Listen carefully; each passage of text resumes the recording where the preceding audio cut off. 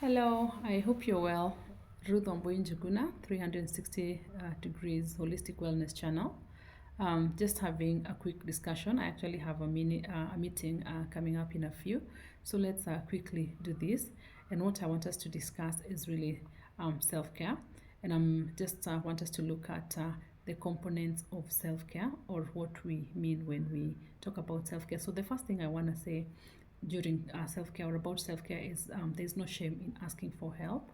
So however bad you feel, kindly just ensure you talk to a person that will be of help. Of course, it's good to choose where you go for help and who you talk to, and it could help to just talk to a therapist, just talk to a friend. It just depends on the kind of issues that you are going through, and always just know that we have people out here that are willing to listen to you. It's also important to put your self first.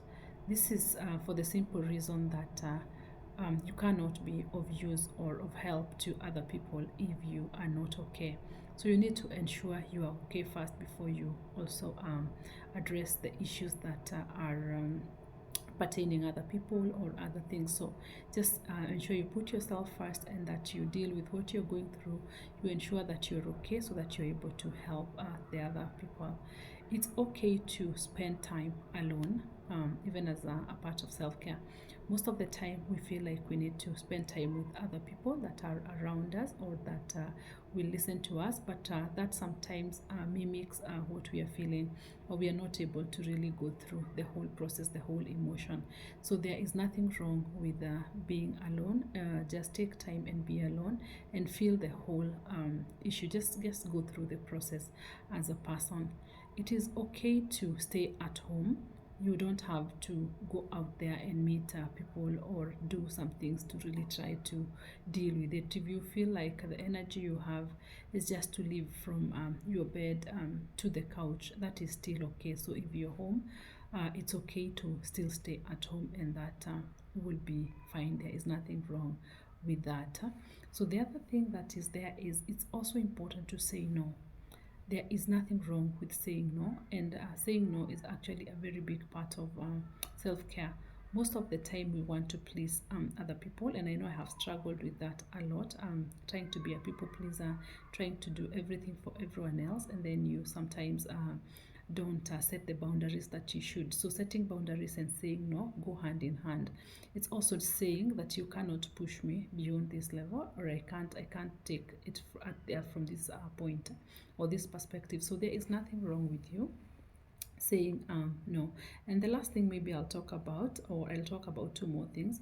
I will just also say forgive yourself. I know we have actually talked about forgiving oneself, because we forgive every other person and we advance every other person grace, but when it comes to ourselves we judge ourselves very harshly. So just feel free to forgive yourself.